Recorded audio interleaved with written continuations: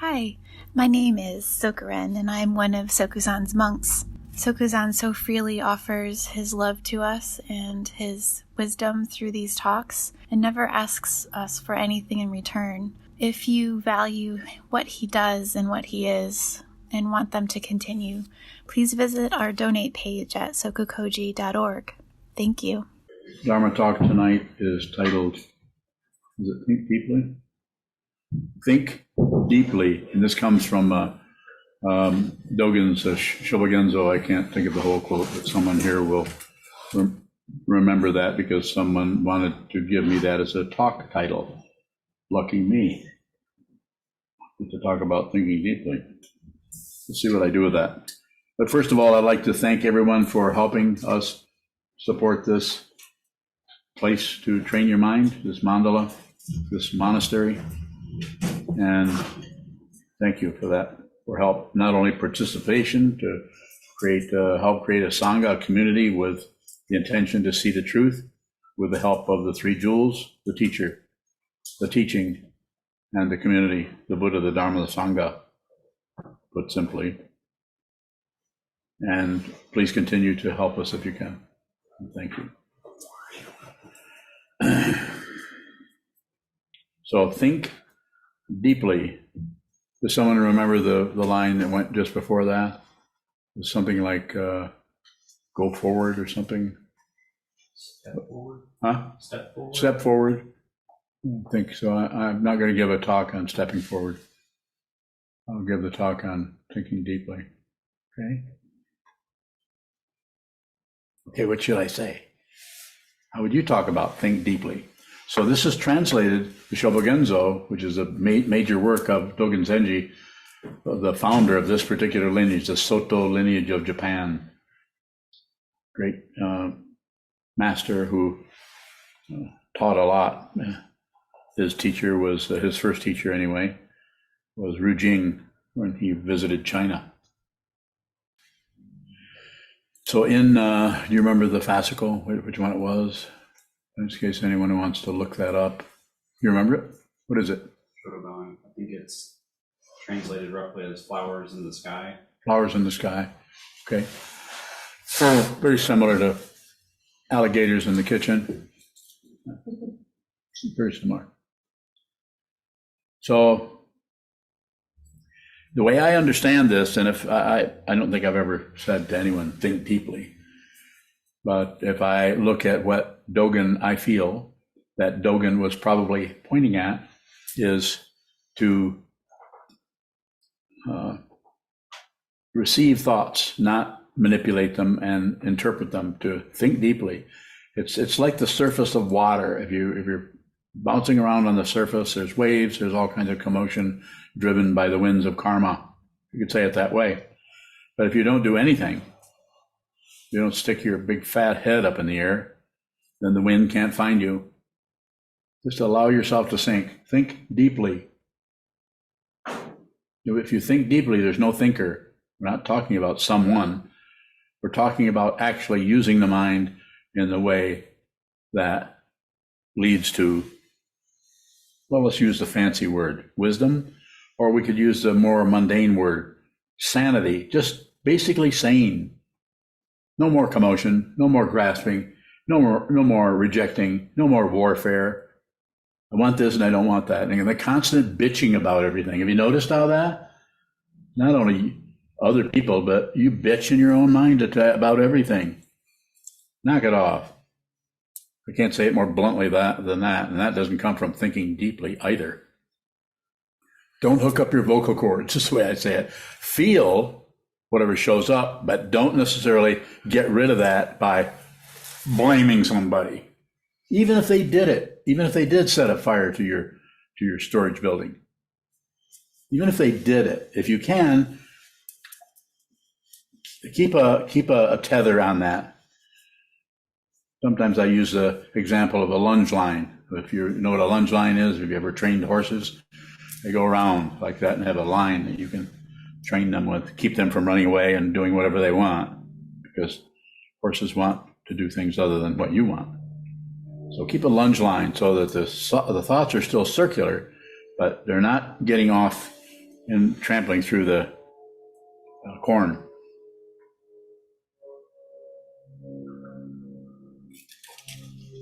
So put in another way, thinking deeply has to do with not grasping the thought that arises, not rejecting the thought that arises, and not ignoring the thought that arises. This is clear thinking, because it is coming out of dependent origination, which cannot find a self that is doing the thinking.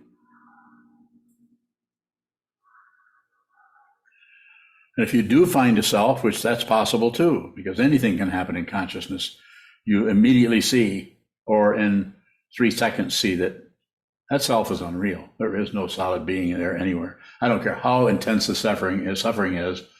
You can receive that without adding on your own personal personhood about how rough you have it in life. You do not have it rough.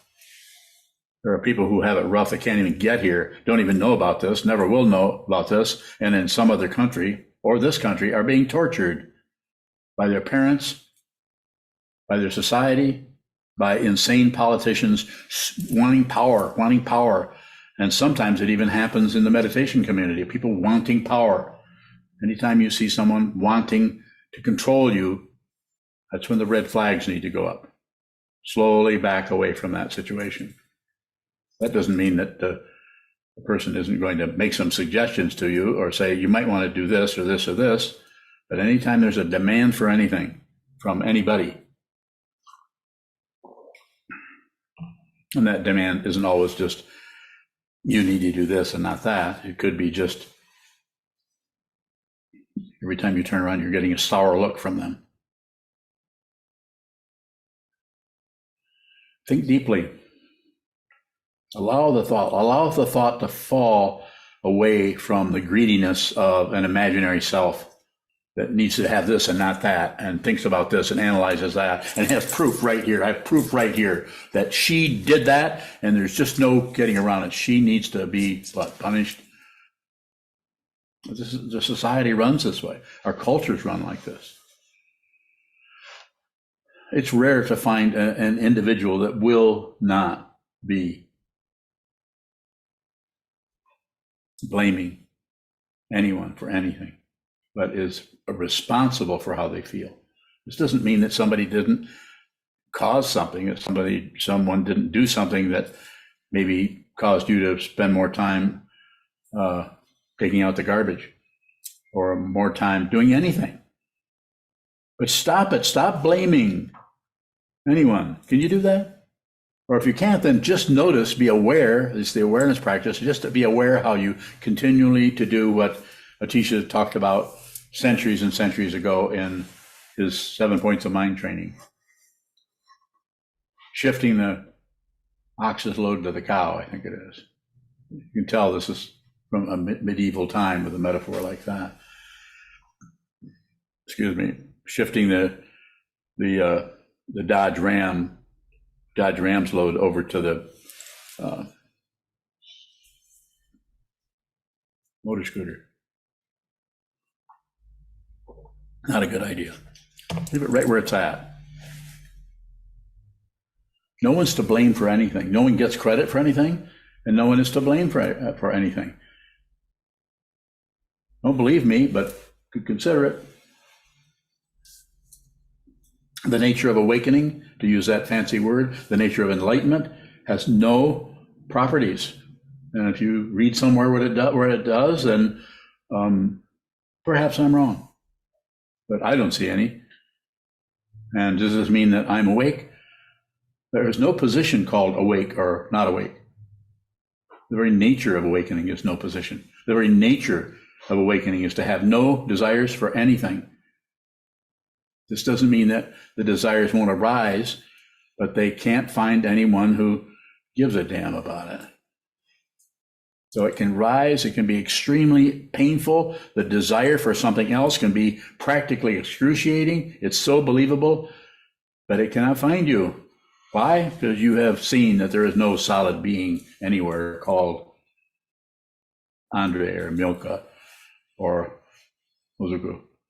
There's no solid person. That name is just an index, so we can talk to each other. There's no progression in it. It looks like it, and some teachers teach that way. You don't get anywhere. That's why it's so hard. That's why we keep looking for, is there something else I could do? Should I be taking ayahuasca? Maybe. If you came to me and said, I think I want to do ayahuasca, then I would find somebody that knows about that, which I already know people that know about that. And I would say, why don't you talk to them first? Because it's that particular plant is different for everyone. It's just different, and it won't necessarily solve life's problems. It might give you some insight into things you've never seen before. Like you can vomit up something you've never swallowed. Interesting. Don't do anything unless you have to. But if you have to do it, then do it. Not impulsively, but spontaneously. Just spontaneously. Come out of the awareness that hopefully you've been training for years and years and years, so that you can actually be present. It is shikantaza. It is just precisely this all the time. There is no that.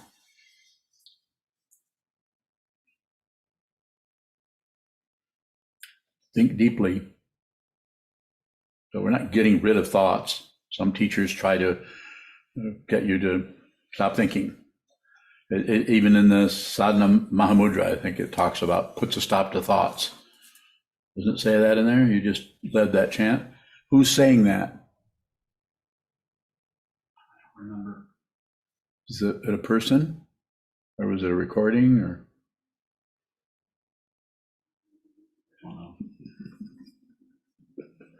I'll ask Shobogenzo. He gets out of his 3-year retreat tomorrow. Is it 3 years he was in there? Seems like a couple of years anyway. 16 days maybe. 16 days. So let's see if there's something else I can say about thinking deeply. And this is my understanding of what, having read a little bit of Dogen myself, and we study that every Wednesday at noon here, and have been doing this for years, and we're still not through with the Shobogenzo.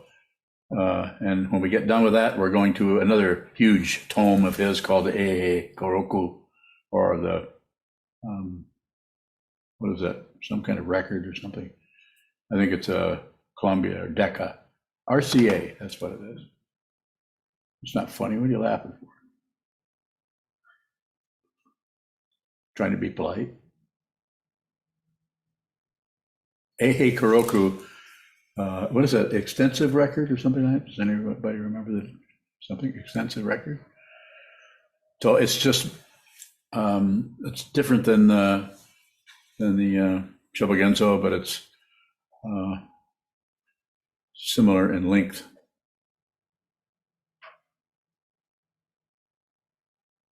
Think deeply.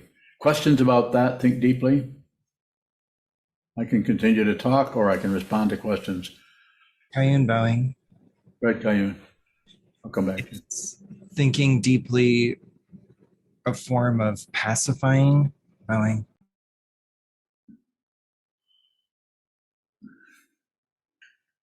Excellent question. I would say the way I understand you to be asking this, I would say yes, because you're not doing anything with it. So the thoughts arise, it's fine, you receive. The thoughts go away, that's fine, you just watch them go away. You don't add there's no commentary being added onto it. Therefore, you could say the thinking itself is just self-existing. There's no thinker there. It just has its own quality of presence. It's just there. There's no past, there's no future, there's barely even a presence. We have to say something, so we'll say that. It's just, Trungpa Rinpoche would say authentic presence. Authentic means there's no proof. There's proof, then we have relative presence, which comes and goes. Right. Ian bowing. Louder, please. When you said no more commotion, Did I say that? you did. I did. I thought of chaos, and so I was wondering, it didn't seem like you were talking about chaos, but how do you mean that word? when thinking deeply. What, no more is that all I said? commotion. That's all I said, no more commotion? That's all I remember. Do you remember it? It's recorded. When did you write that down? I missed that word. What did you put in place of it?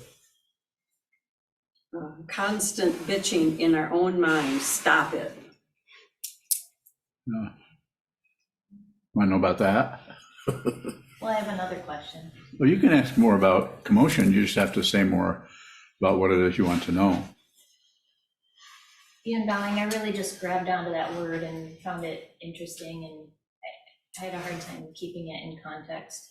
So commotion is just a lot of activity that doesn't seem to make any sense and seems to be chaotic, to use the word used. Ian Bowing, so when you say no more commotion, how is that different than chaos? Well, it is chaos. There is chaos. The chaos comes and goes.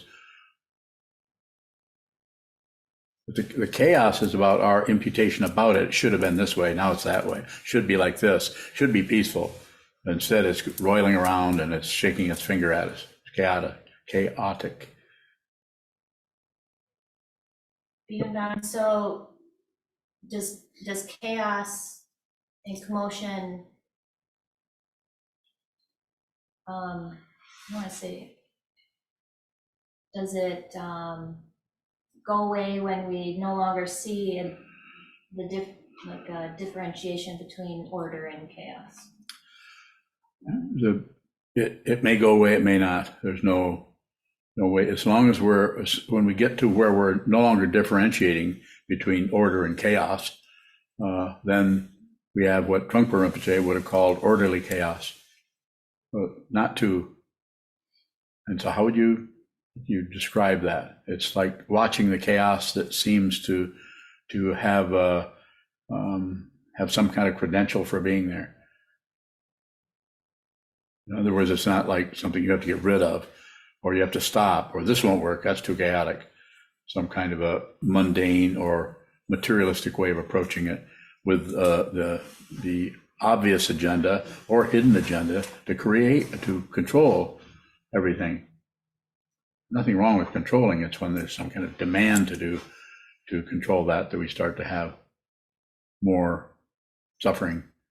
More. Maybe I missed it, but I'll want to ask directly, what is orderly chaos? It's just not two. It's just another way of talking about non-duality or Advaita. Order is everything's orderly. It's like a checkerboard. Things are orderly. You can't play checkers unless you have squares of demarcation and an agreement that this is where this is and where the lines are, and black squares and red squares or whatever the board looks like, and then certain order or rules, ways to play it. So that's orderly. And that is not separate from something that is a mess or has lots of different energies, lines going every which direction. Separated just by the way it shows up, but fundamentally not separate. Not two, not one, not two. More? If you can ask the question, I can respond to it. I'm just thinking of a different question. You want me to go to someone else or to you? Huh? I'll ask it. Go ahead. How can we think deeper than we already are? You can't. You can't. I'm answering you very directly if you understand what I'm saying. You can't, because you are bound to the surface. You have no courage to go down into the darkness. You need to have that raft of thought, that idea, opinion, judgment of who you are, where you're going, how you're going to get there, who's in your way, who doesn't understand you, who. It's always somebody out there that's in your way and doesn't understand you. Not just you, but me, everybody. But if we see that there isn't anyone, then whatever arises as passion, aggression, and ignorance it gets no applause from the balcony. There's no one agreeing with that. So it is just spontaneous. And it's the other word that is used is rangjung, or Tibetan for self-existing. Has a dynamic that looks like it comes from something else and it's caused by something else, but it's not. It's just its own self-existing quality. It just appears, but it doesn't have a past or future. This is everywhere you look, unless there is a you, unless there's a Sokuzan or a Byun who actually is having thoughts about everything and feelings and emotions and a constant commentary going on, an inner monologue, dialogue, what have you, about what's happening, what's going right, what's going wrong, who you are, how you're doing. That happens right on the wall. Sit down, hold still, and witness that dialogue, that monologue, or that constant chatter about. If you do it enough, use the body. The body and the mind are not separate. They're separated, but they're fundamentally not two different things. Don't believe any of this. Don't believe it. You find out. My admonition or suggestion or finger pointing is, you find out. Go to the wall, test this for yourself if you need a test. Go there and see what this is yourself in your own mind stream. Keep it as simple as possible. We need some forms, we need some structures. We chant the sutras to remind us that this is a 2,500-year-old tradition of people doing what?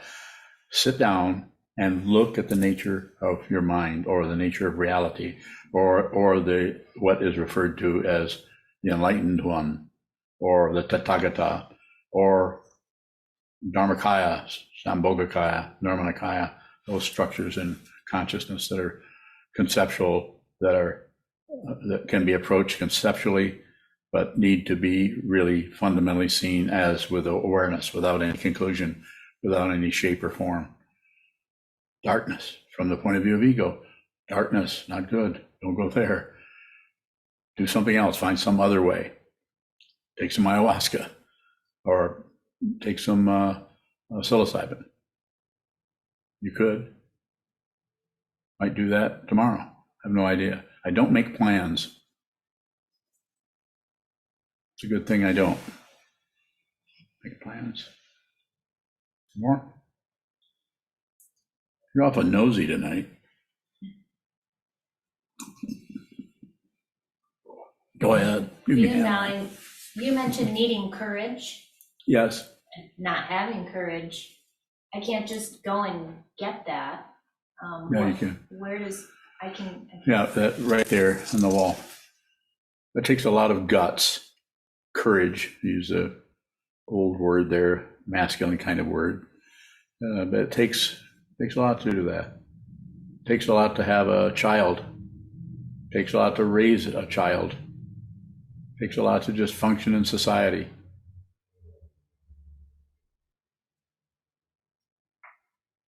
And I'm very biased. The way you find it is by look at your mind rather than look out in the world. Even Dogen says one who proceeds to proceed out into the world is the very nature of confusion. And to go within is the very nature of awakening. Go within. How do you do it? A wall. I've spent a few years doing that, or I couldn't spend quite a number of hours doing this, talking about it, encouraging you or anyone here that listens to me. Whether you become a Buddhist or not, that's your business. Whether you technically receive vows, that's up to you. But everything is up to you from that point of view. You know, what I'm saying is, if I have any say-so to you, I would say, Shikantaza, I'm biased. Do that kind of meditation. Just observe.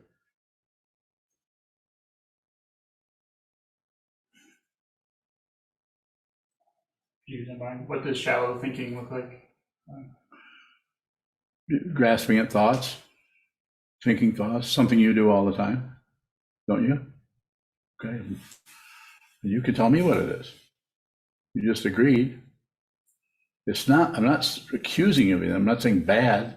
It's bad. I do it. Otherwise, I wouldn't know about it. I'm just not this deep thinker up here that's sitting around looking at all you shallow thinkers, like some kind of a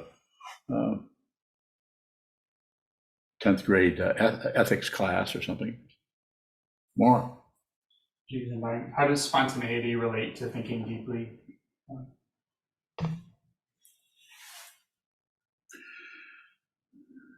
By watching what is moving this way or that way in the mind or in the life, down the hallway, or out of someone standing next to you that is beginning to do this and stopping doing that, by watching that without a lot of commentary on it, we begin to see the fundamental nature of what is happening, of cause and effect, of dependent origination, of karma. Lots of words there, without interfering with it, without agreeing with it, and without ignoring it. That's how it's done. And you do that by practicing that very dynamic of don't grasp, don't reject, don't shut down, by watching, holding still, and watching what happens in their mind stream. It's very hard to practice in life, although some teachers talk about meditation and action. I do not, even though I was taught that. I don't agree with it. I say meditate on the cushion as much as you can. When you get up off the cushion, just hang out. Be the fool you're trying to avoid. You might need to really get a really good look at how foolish you are so that you can see. So you don't try to stop that. You can't stop being a fool. You can't stop losing your temper. You don't have to. You don't have to live up to some kind of a standard. I think I've lost my temper twice today already. Anybody counting? See, nobody's watching me. You guys are all thinking about your own stuff, and when you could be watching to see how often I lose my temper. Is that funny, Zeb? Zeb drew, the alligator in the kitchen? Zeb drew a really great picture, painting. A little, how big is that? About so big? Doesn't have a size. It was on my phone. Well, it's like, might be painting on the moon. But it's a very nice, I'll have to post it somewhere. Unless I forget about it. If I do, too bad. It's a purple alligator in the kitchen. Yeah, came out pretty good. So did I just change the subject? Chisho, do you have a question? No. So who can I count? Let's see. Which monk? Go ahead, Milka. I've already answered one of Shoto's questions. Go ahead. Milka bowing. Does thinking deeply involve words? It may, but it also may not. There might be just, I'm sure you know, the movement and the consciousness that is about a particular thing, but words are available. They're right there. But it's more of a quality of who left the wheelbarrow in the yard full of trash when it needed to be dumped. Those kinds of just very mundane things where we're looking for cause and effect sometimes. And then we might also just go dump it ourselves. Yes. Bowing. If we take a phrase like flowers in the sky. Yes. To the cushion, or that comes up on the cushion, are there words involved in looking at that other than those first? Perhaps. There's no standard there. So, but we look for some kind of a standard, is like what you asked, is you're looking for some kind of reference point. It's worse than that, and it's better than that. It's worse than that because you can't figure this out, and it can be very frustrating. And it's better than that because if you see what this is, you're liberated. That doesn't mean there won't be suffering. It just means that there's no one left. That's why you can't attain enlightenment. If you attain enlightenment, then you can't attain it. It's already the case. Just stop covering it up.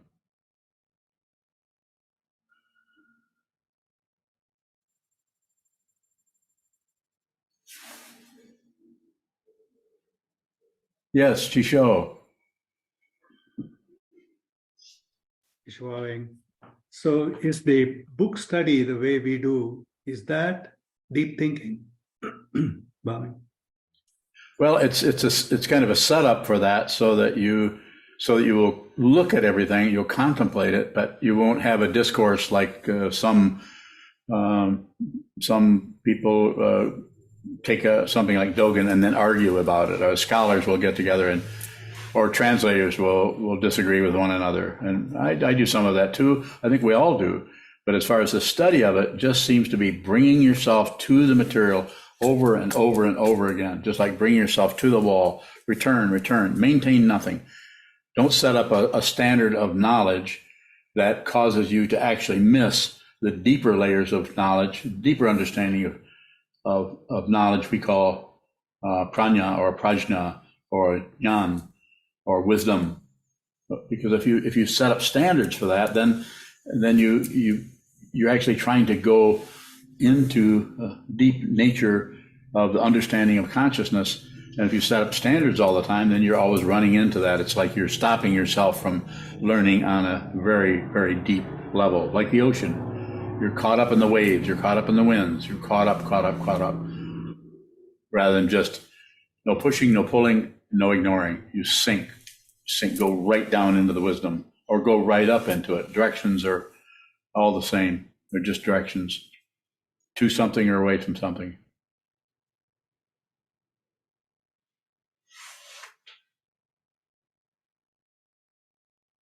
Yes, sir. Shiro bowing. Earlier in Kayun's question, you had talked about something being authentic, and you said, how is it authentic? There's no proof. How is authenticity without proof? That's the only way it can be. If it needs proof, then it's either true or false. But if it's authentic, there is no opposite to it. So there can't be any proof for it. Don't you have a degree in rocket science or something? Come and get me. It just really stood out to me because we even use that in our culture, like to authenticate something is to give it proof. Yes, so, it's the mundane path. It's the relative path. It's materialistic path. Not against that. I'm just saying it is not the spiritual path. We need the mundane path to have robes, to have a building, to have windows. We need all of that is important. You need to have a schedule. We're going to have a 10-day Denkoe, 8-day retreat here, traditional Denkoe, a Soto Zen retreat with oryoki and everything coming up on, what day is that? October 1 to 8. October 1 to 8. People are free to sign up for that if they wish. A very strong forum, and we need to talk about this and understand how we can set up a forum where someone can come in and just observe the forms and train their mind on that 8-day period. You call it an intensive training seminar, if you wanted a more direct description of what it is. More?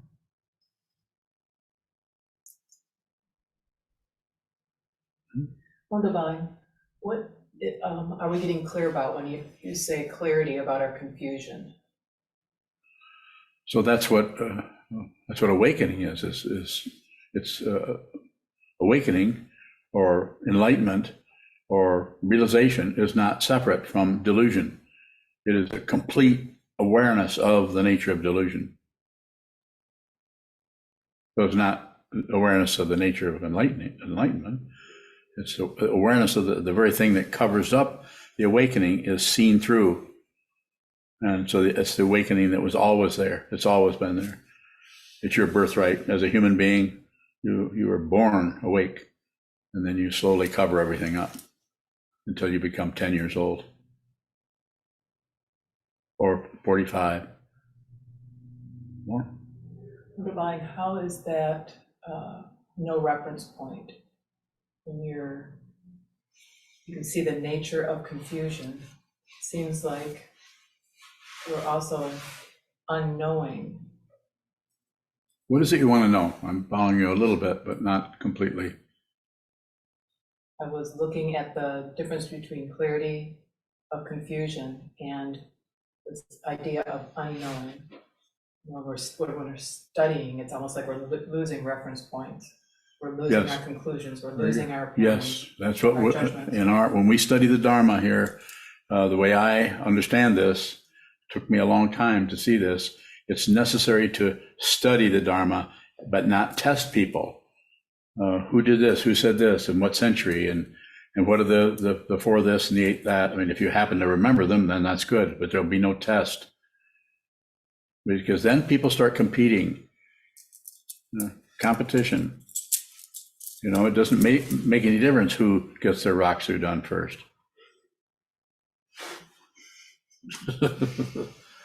Where is she? On vacation. On the other hand, that's fine to do that. It's fine to have that as long as there's understanding about what that is. More? What is that kind of understanding and the idea of unknowing? I don't know where I'm getting that, but.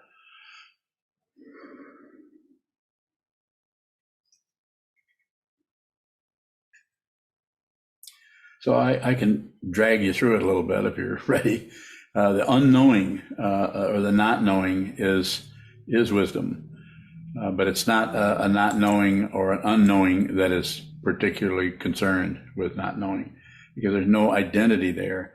That is the one who does not know, or the one who needs to work harder so that they know, or needs to pass a test so they can prove that they know things. More?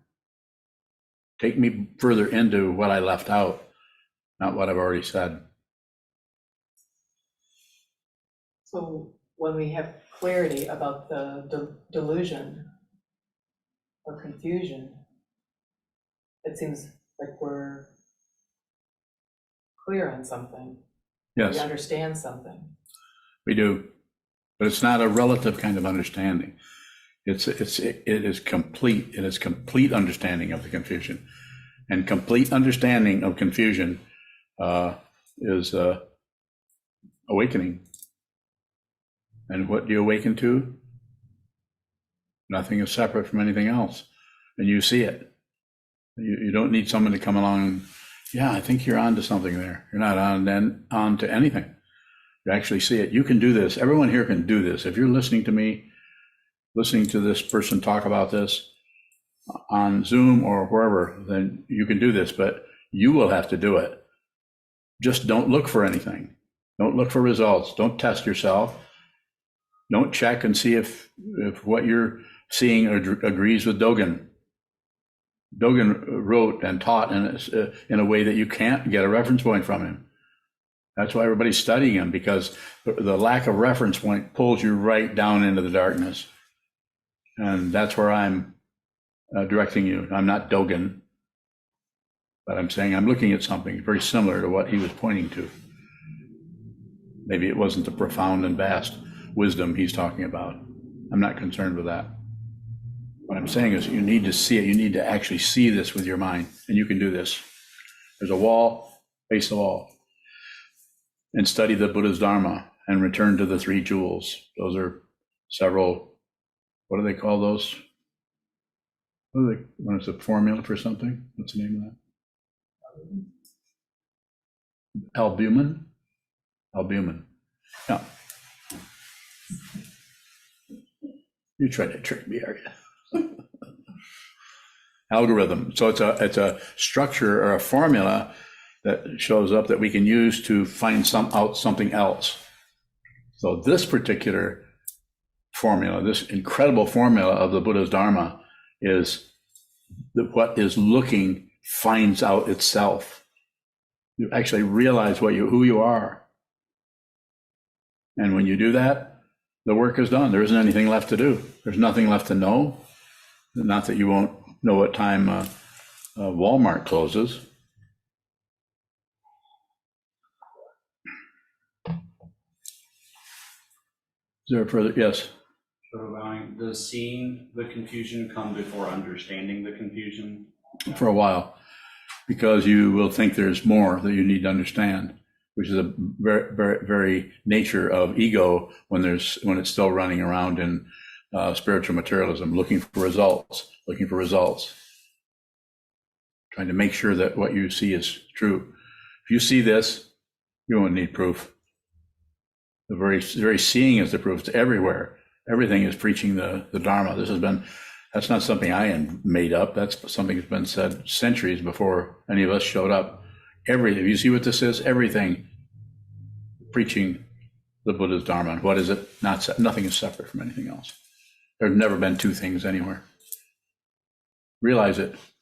Realize it while you still have hands and feet, eyes, nose, tongue, body, mind as a human form, because this is impermanent and this is going down soon, in my case.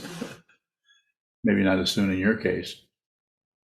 Realize it so you know what this is, rather than going into little stories about somebody that stole your bicycle or somebody that didn't do something that they said they were going to do and then they didn't live up to it. Not that that isn't important also. More? Shoto bowing. I'm looking at the teaching that nothing's separate. How can we cover up anything if nothing's separate? You can't. That's the discovery. You're a complete flop. You're a complete failure. You're a fool for even trying such a thing. And the war is over. And there's no self in the skandhas. Form, feeling, perception, concept, consciousness does not add up to a being, a self. The only thing that's separate or separated is this body is over here and that body's over there. But nothing is separate. Life and death are not separate. They just look like it intensely.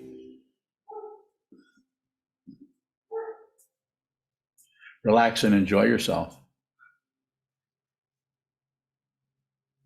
Yes. Shoto bowing. Is the spiritual path kind of fool's errand? Bowing. Yes, after you see what it is, of course it is. You feel like a fool for going out.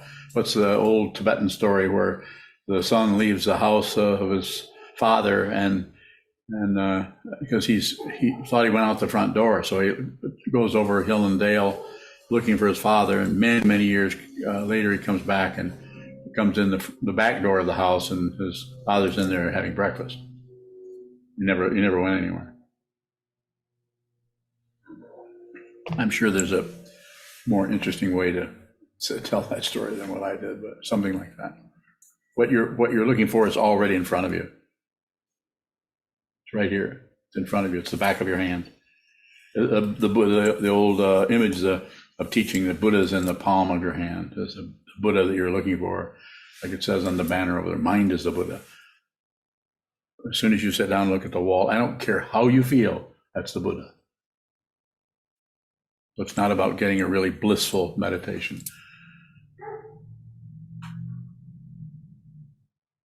Can take one or two more questions, if there is a couple. Any on, you have a question, Mazuku? Go ahead. Mazuku bowing. You just said we can't cover it up. If we can't cover it up, and I've also heard you say that it's just, when you see it, it's just so obvious. Yes. So if we can't cover it up, why can't I see it? You can, you're looking at it. You're just thinking that it's something else. Or you're thinking that's not enough. That can't be it. Can't be that simple.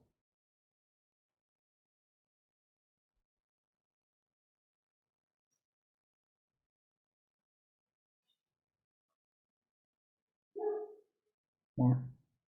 Those are the bowing. So is the our thoughts of some that we're looking for something else, is that covering it up? Probably.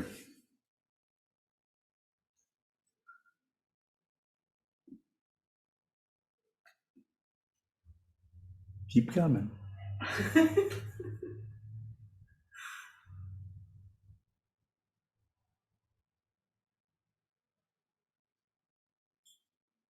Is there anyone on Zoom? Come on, Mahesh, go ahead. Mahesh Bowing. So when I use labeling while I just sit and watch, the labeling seems to be helping with my distraction. Like I'm not getting to long chains of thought. Okay, but what is your question, please? What's your question? So the question is, why don't you recommend it, or what is the downside of labeling bowing? Why? Are there any downsides of using labeling instead of compared to just watching?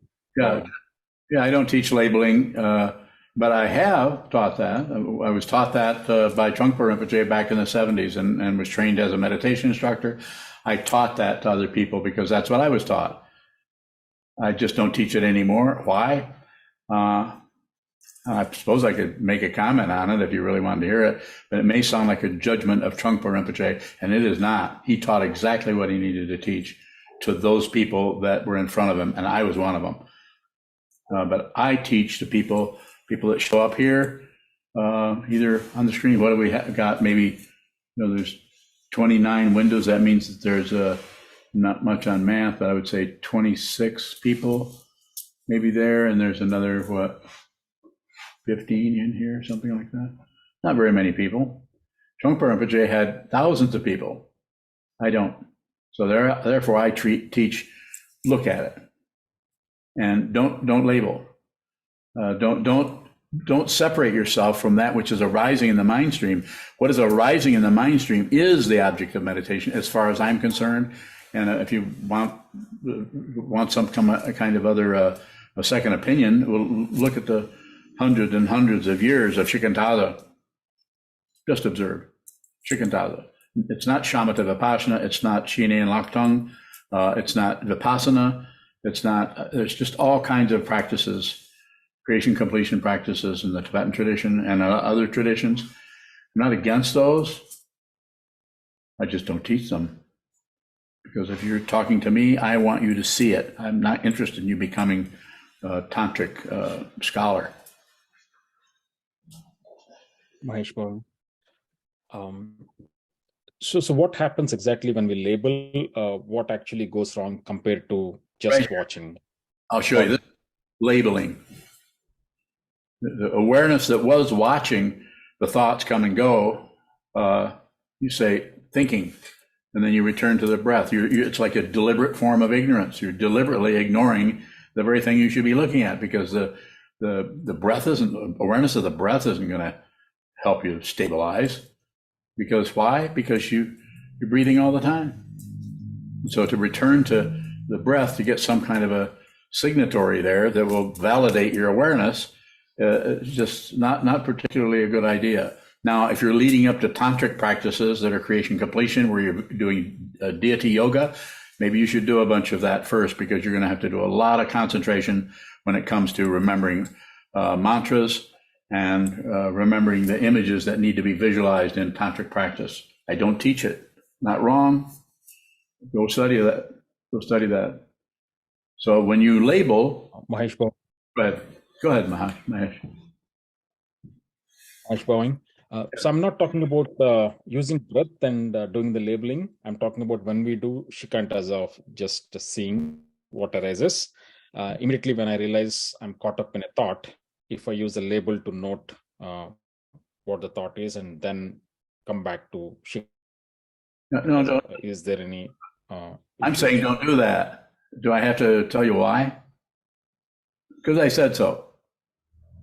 I mean, I'm being a little silly, but I'm just saying, I mean, do I have to explain this? It's taken me years to understand how to do this. I cannot put this in a few words and chuck it at you, and where you, with your particular acumen, and you're a very intelligent man, it's not a compliment. I'm just describing what I'm seeing by interacting with you.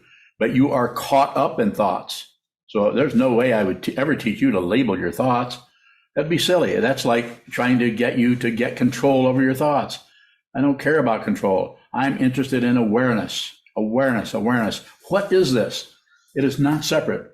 The Buddha's been pointing at this for centuries, not just the historical Buddha, but all the Buddhas that arose out of the lineage. Dogen was one of them. Vasubandhu, Nagarjuna. We could go all through the lineages. So I'm saying what I'm encouraging you to do, Mahesh, is just see this. And how do you do that? You watch whatever moves. And if your thoughts are showing up, we're not trying to get you to a standard. I'm not trying to get you to come to a standard of being not not your mind not being full of thoughts. Those thoughts are the Buddha. Nothing is separate from the Buddha. There are not two things anywhere. I'm looking at it. You're not. You think there's multiple things. You think there's thoughts, no thoughts. You think that you might have to label the thoughts in order to keep them from being obstructions in your mind stream. You don't have to do that. You could look at this, it's called a direct perception of emptiness. You could see it yourself.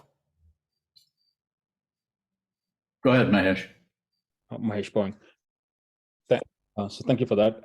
So even if I think that labeling is helping me come back a lot during the sit compared to not labeling. I think like just sitting without labeling is better, right? I heard you. What's your question? Is there one? You can do that if you want. My question is, so despite, even though if my sit is more distracted, don't use labeling is a suggestion that from you. Is that right? Boy. Yes, stop correcting everything. You're actually getting in the way of your own awakening. Awakening is not a goal. It's not a location. It has no location. But the mind that thinks it's a location, that thinks that one has to feel still or be without thoughts.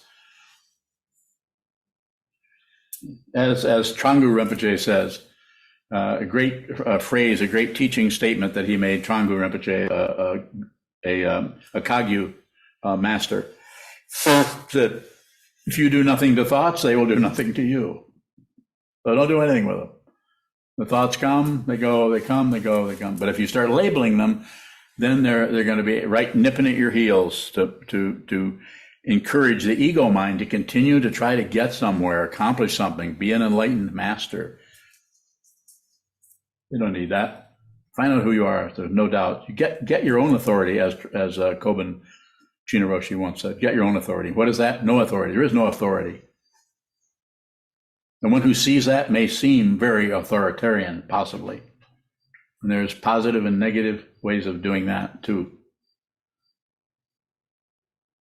Yes, sir. Shobo bowing. How is seeing that there's no authority different than just anarchy bowing? Because you don't do anything with it. If you see there's no authority, where this is coming from is there's no separate being. So it's just a more relative way of talking about the obvious conclusion that ego minds are coming to. Who's in charge? Who's the boss? The whole military is run that way, and it's an intense whole thing. Uniform Code of Military Justice is brutally structured in a way that you don't have any control about anything. Somebody else decides everything, whether they have any intelligence or not. If they have some brass up here, they're going to tell you what to do. More? Wonderbang, another thing that from Dogen's teaching today was that flowers arise in space. The flowers can be different and the space can be different. How can space be different that the flowers arise in? Bowing. Or the sky that the flowers arise in? Well, if you come back to the something that you heard me say, consciousness always finds its own form, and it may find the form in a relative dynamic, and it may find it in an ultimate dynamic. And if it finds it relatively, then there's a difference between the space and the flowers.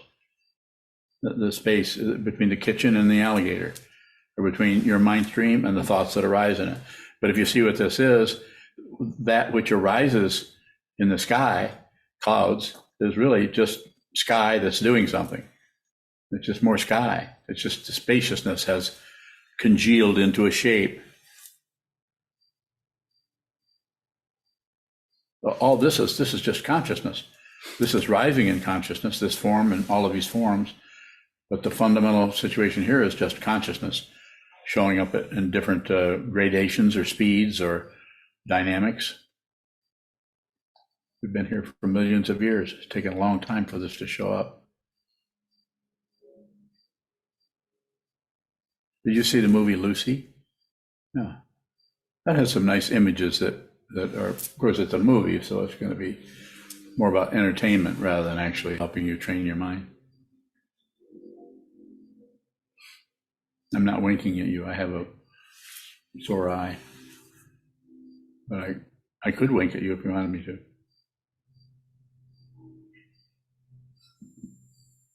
Is there a final question from anywhere, buddy? Oh, Mioka, you would have a final question. What is it? Yoka bowing, it's from YouTube, from Spoolstring. Oh, well, I feel better now. It's not from you. It's from Spoolstring, who is in the UK. Is that correct? I think so. Thomas. Huh? Thomas. Thomas? Okay, go ahead. Spoolstring. Spoolstring says, I play guitar. Can this be a mantra practice? Or if it's similar, please explain how. Nah, just meditate a lot. And when you're not meditating, play the guitar. Play the hell out of it. You don't have to have any special mindfulness thing going on. Don't do that. Enjoy yourself. Play the guitar. When you're not doing that, sit down, train your mind to see clearly. And then you might notice things happening with your musical practice that might not be showing up so much if you're not in there trying to control, disturb something. I can't really ask Spoolstring because you're Mioka.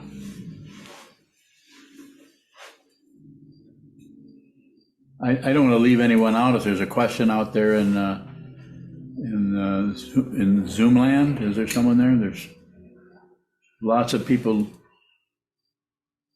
They're either names or they're people's faces. Greg Bowen. Go ahead, Greg. How does thinking deeply lead us to know self? The way I'm describing thinking deeply is to allow the thoughts to arise without doing anything with them. So if you're practicing, if I were to say, if you're practicing labeling thinking and returning to the breath, then you're actually missing what needs to occur, if you want to call it an occurrence, consciousness, is no grasping, no rejecting, no shutting down. You have to practice on what actually arises, not shut out what arises and go to some thing like training the mind to be mindfulness, sometimes called resting in tranquility, or calm abiding, or shine, the Tibetans call it. And so to go back to your question, what you're doing is you're approximating through the mind stream the spaciousness of just physical existence by not grasping, rejecting, or shutting down. So whatever arises is dependently arisen. Pratitya samutpada, anything that shows up has a lot of things behind it that cause it to show up as an apparent separation. So don't do anything with it. Just and for you or for me or for anyone here in the Zendo, it will take a different length of time for you to just stop meddling with everything. Let whatever rises. Nothing belongs to anyone. There's no boundaries. There's no boundary between anything. It just looks like it. And this is why it is an illusion that deludes us into hurting our friends and torturing people that don't have any say-so about what they just did, although it might look like it. Everything that happens, you're responsible for. Anything that shows up in your mind stream is yours. This is your world, not territorially so much as just it's yours. This consciousness is yours. Greg Bowen, so if we were using the image of putting your head in the water, would it just be to give up the struggle, to allow yourself to sink or rise? Yes, there would be no one giving it up. It would just happen because there never was a struggle. So you would just be watching. You're not really putting your head in the water. You're in the water, and this is your life. You're in the water, and you try to keep relating to the flotsam and jetsam that's floating on the surface, or the waves are pushing this and pulling that, and keep fighting with the relative structure instead of just no more war, no more accepting anything. Don't accept shit. Don't reject anything. Don't reject banana cream pie. And don't ignore anything. Don't ignore the gorilla that's standing outside your door looking in the window. Don't ignore that. Also, don't open the damn door. I'm not going to prove anything. But you don't need to prove anything. You just need to sink down into that darkness. And it will feel to the ego mind might scream at you and say, don't be doing this. This might not be good. You might need to get another teacher. Why don't you find a teacher that's more reasonable, that will teach you to label your thoughts and stuff like that? Go talk to Mahesh about it. And when I'm talking to Mahesh, I'm not saying, and Mahesh knows this, I'm all about saying to Mahesh, if you have a teacher that's teaching you this, you don't need me. Go follow them, go listen to them, let them help you. But if you're listening to me, then I'm going to encourage you to not do that. And just everything that arises in the mind stream is the object of meditation, whether it's your heartburn or whether it's your knee is hurting because you've been sitting too long on a cushion without moving a little bit. Everything. Thank you, bowing. Thank you. We can do whatever we do next, please. Hi, this is Jiezan, the prior at SokukoJi Buddhist Monastery. Sokuzan offers these talks without expecting anything in return. If you value these talks and would like them to continue, please visit our donate page at www.sokukoji.org. Thank you.